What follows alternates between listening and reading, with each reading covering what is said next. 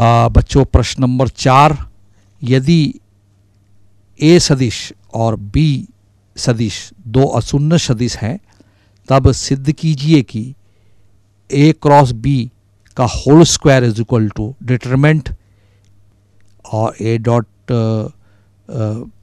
ए और A dot B, और फिर दूसरे कॉलम में ए डॉट बी और बी डॉट बी आपको सिद्ध करना है। तो बच्चों आपने अभी त्रिभुज का क्षेत्रफल पता लगाया। प्रश्न नंबर 4 में प्रश्न ये कह रहा है कि दो ए और बी दो अशून्य सदिश है, अशून्य नॉन जीरो वेक्टर्स हैं ए और बी, और हमें सिद्ध करना है कि ए क्रॉस बी यानी दो सदिशों का सदिश गुणा का वर्ग बराबर होता है डिटरमिनेंट ए डॉट ए, यहाँ बी डॉट बी,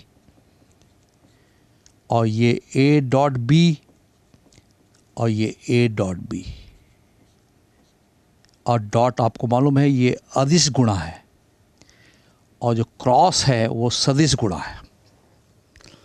तो आपका कंसेप्ट क्लियर है कि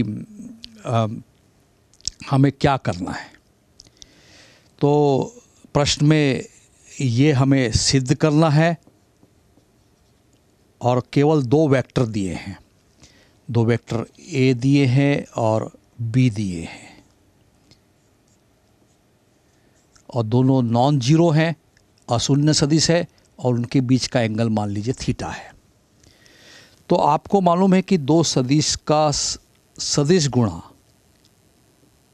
vector product of two vectors is equal to होता है ए का मापांक और बी का मापांक और साइन थीटा, उनके बीच का एंगल है उसका साइन, और एन कैप। एन कैप क्या है? ऐसा वेक्टर है जो ए और बी दोनों पर लंबवत सदिश है, ए क्रॉस बी के अनुदिश वेक्टर है, यूनिट वेक्टर है एन कैप, जो दोनों पर लंब है, ए पर भी और बी पर भी। ए क्रॉस बी ए पर भी लंब है और बी पर भी लंब है। इसके पूर्व प्रश्न में भी ये कंसेप्ट का इस्तेमाल हमने किया था। अब प्रश्न के हिसाब से यहाँ वर्ग करने कह रहा है, तो इसके दोनों पक्षों का हम यदि वर्ग करते हैं, वर्ग करने पर दोनों पक्षों का वर्ग करने पर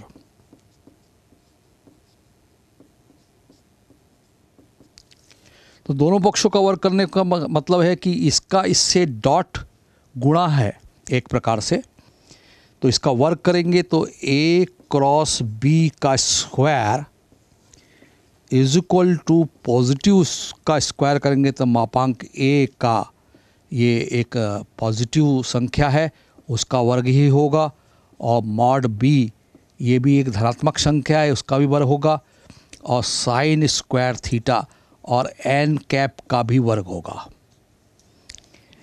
तो इस कैलकुलेशन को थोड़ा और आगे बढ़ाएं तो ए क्रॉस बी का स्क्वायर इज इक्वल टू हमें मिल रहा है मॉड ऑफ ए का square plus mod of B का स्क्वायर, और ये साइन स्क्वायर थीटा है, और एन कैप ये यूनिट वेक्टर का स्क्वायर मतलब N cap dot N cap, और N cap dot N cap 1 होगा नो डाउट।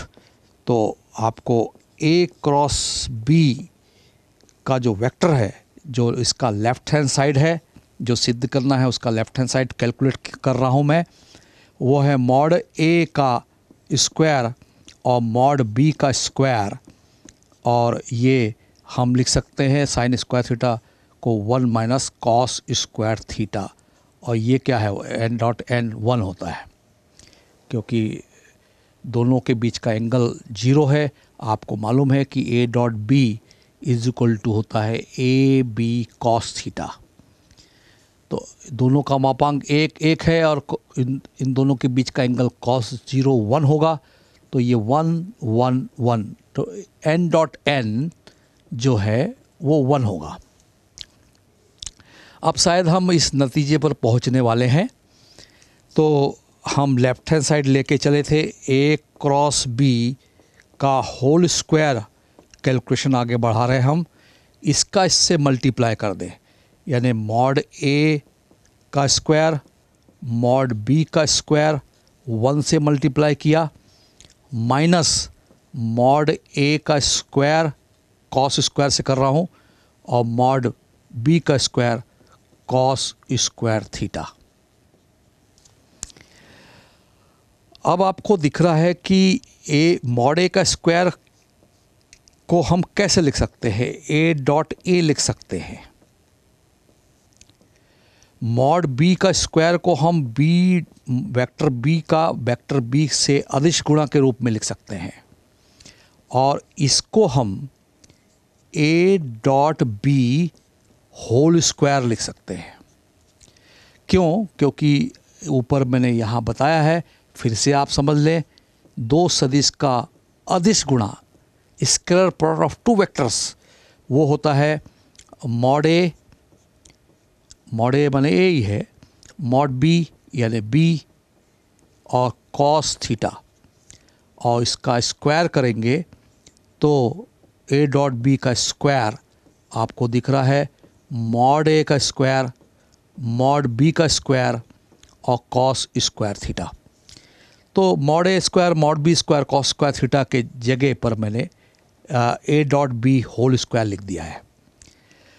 अब शायद राइट हैंड साइड इसी बात को कह रहा है। आप ये रिज़ल्ट यानी ये राइट हैंड साइड का रिज़ल्ट एक ही मतलब है, इसको हम डिटरमिनेंट ए डॉट ए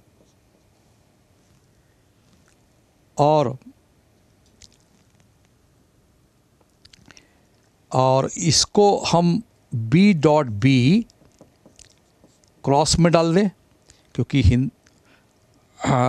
हिंदी का 4 बनाते हुए सॉल्व करेंगे तो इसका मल्टीप्लाई है, और यहाँ आप ए डॉट बी लिख दें और यहाँ ए डॉट बी लिख दें। यानी सेकंड एलिमेंट फर्स्ट रो का ये एलिमेंट क्या है, आपको मालूम होगा कि ये एलिमेंट है 1A12। A12 की जगह पर ए डॉट ए लिखना चाहिए, A22 की जगह, ये A22 की पोजीशन है की जगह हमें ए डॉट बी लिखना चाहिए। तो ए डॉट बी हमने कैसे लिखा है और A22 की जगह ए डॉट बी क्यों लिखा है, और A11 की पोजीशन पर हमें ए डॉट ए लिखना चाहिए और A21 है, ये A21 है और A22 की जगह पर यानी इसकी पोजीशन पर बी डॉट बी लिखा है। बी डॉट बी का मतलब मॉड बी का स्क्वायर है। या दूसरे रूप में ये बताऊं कि हिंदी का आप 4 बनाएंगे तो A dot A into A B dot B, और तो ये वाली वैल्यू मिल जाएगी, और माइनस हिंदी का 4 बना रहे हैं, माइनस ए डॉट बी और ए डॉट बी का गुणा करेंगे तो ए डॉट बी का स्क्वायर मिल जाएगा। यानी ये जो डिटरमिनेंट है वास्तव में ये राइट हैंड साइड है। आप चाहे रिजल्ट इस रूप में लिखो या डिटरमिनेंट फॉर्म में लिखो, लेकिन प्रश्न ने इस रूप में कहा है तो इसलिए आपको इस रूप में बदल कर लिखना चाहिए। वैसे रिजल्ट ए क्रॉस बी का होल स्क्वायर का रिजल्ट है ए क्रॉस बी के स्क्वायर का रिजल्ट है A dot A into B dot B. ये जो डॉट है ये इसका बहुत महत्व है, ये स्केलर प्रोडक्ट है, ये साधारण गुणा इसमें बीच में कोई चिन्ह नहीं लगाया हमने, और लगा भी दिए तो उसका मतलब डॉट प्रोडक्ट है ऐसा नहीं है। दो स्केलर क्वांटिटी का हम डॉट प्रोडक्ट नहीं कहेंगे, वो साधारण गुणा है। जैसे 2 गुणा 2 लिखो तो 4 ही आएगा, 2 इंटू 2 लिखो तो 4 ही आएगा, लेकिन वेक्टर में ऐसा नहीं है। ए क्रॉस ए अलग चीज़ होगा और ए डॉट ए अलग चीज़ होगा। तो यहाँ विशेष ध्यान रखते हुए इसको सावधानी से समझे तो इस प्रश्न से आपके बहुत सारे कंसेप्ट क्लियर हो जाएंगे।